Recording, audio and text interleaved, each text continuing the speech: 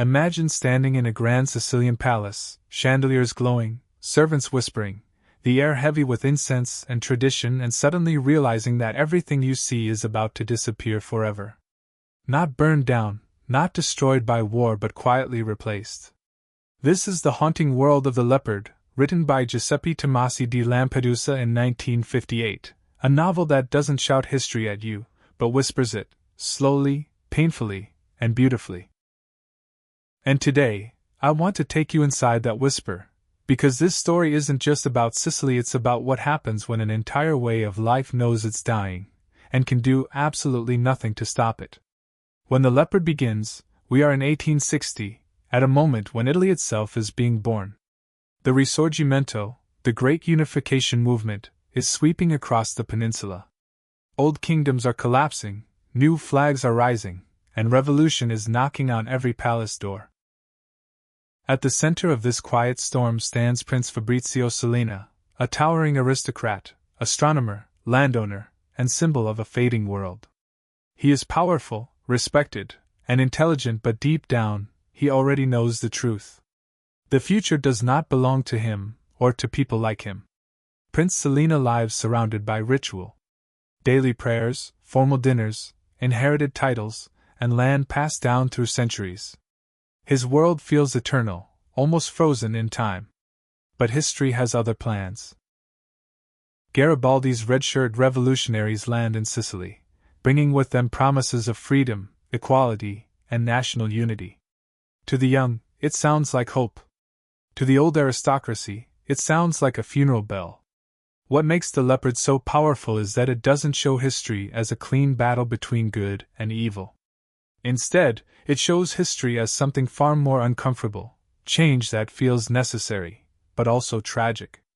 Prince Cellina is not portrayed as a villain.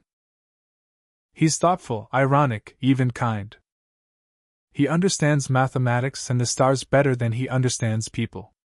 And yet, he is painfully aware that his class has become irrelevant. One of the most famous ideas in the novel comes from his nephew, Tancred Falconers, who joins the revolution not out of idealism, but intelligence. Tancred delivers the unforgettable line, "If we want things to stay as they are, things will have to change." This single sentence captures the entire soul of the novel. The aristocracy survives not by resisting change, but by pretending to embrace it. Power doesn't disappear, it simply changes hands. Tancred is young, charming, and adaptable. He represents the new Italy, flexible, ambitious, and morally practical. He understands that waving the revolutionary flag today can lead to power tomorrow. Prince Cellina sees this clearly. He doesn't condemn Tancred, he almost admires him. That's the tragedy. The old generation understands the game but is too tired, too rooted, to play it. As the story unfolds, we see Sicily transform. Referendums are held. New political systems replace old loyalties. Titles lose their meaning. Money, once secondary to bloodlines, becomes the new ruler. And through it all, Prince Cellina watches like an astronomer observing a dying star, distant, analytical, and heartbroken. One of the most emotionally powerful moments comes when Prince Cellina is offered a seat in the new Italian Senate. On the surface, it's an honor. But he refuses. Why? Because he knows the offer is symbolic, not meaningful. The new Italy doesn't truly want him, it wants to appear respectful to the past while moving on without it. His refusal is quiet, dignified, and devastating. It is the moment when he fully accepts that his time is over. The novel reaches its emotional peak during the famous ballroom scene. This is not just a party, it's a funeral disguised as a celebration. The aristocracy dances under crystal chandeliers, pretending nothing has changed. The music plays, the dresses sparkle, and yet beneath the elegance is decay. Prince Cellina moves through the room like a ghost, observing faces that look alive but already belong to history. He realizes that this dazzling world, once so powerful, is now little more than a performance. This scene captures the soul of the Leopard, beauty on the surface, loss underneath. Lampedusa doesn't mock the aristocracy, he mourns it. He understands its flaws, its arrogance, its stagnation. But he also understands its culture, its sense of order, its connection to history. What replaces it may be more democratic, but not necessarily more noble. After Prince Selina's death, the novel jumps forward in time, showing us the final decay of his world.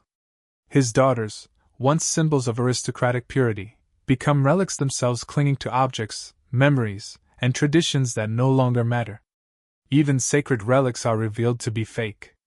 This revelation is symbolic. The authority of the past was often built on illusion. By the end of the Leopard, nothing truly remains, not the power, not the faith, not the certainty. And yet life continues. New elites rise. New systems take control. The cycle repeats. That is Lampedusa's brutal honesty. History doesn't progress, it replaces. What makes this novel timeless is that it speaks directly to us today. Every era believes it is permanent. Every ruling class believes it deserves to rule. And every generation eventually faces its own replacement. The Leopard reminds us that decline is often quiet, polite, and beautifully dressed. Giuseppe Tomasi di Lampedusa himself was the last of a noble Sicilian family. He wrote this novel late in life, never seeing its success. In many ways, Prince Selina is Lampedusa. The book is not just historical fiction, it's a farewell letter to a disappearing world. So when you read The Leopard, or watch Visconti's legendary film adaptation, you're not just witnessing Italian history. You're watching the anatomy of change itself. You're seeing how power fades, how traditions crumble, and how humanity adapts, not always with courage, but with calculation. And maybe that's the most unsettling truth of all. Revolutions don't always belong to the brave. Sometimes they belong to the flexible. If this story moved you, disturbed you, or made you reflect on the world we live in today, then The Leopard has done exactly what it was meant to do. It doesn't ask you to choose sides. It asks you to observe. And to remember that nothing, no matter how grand, escapes time.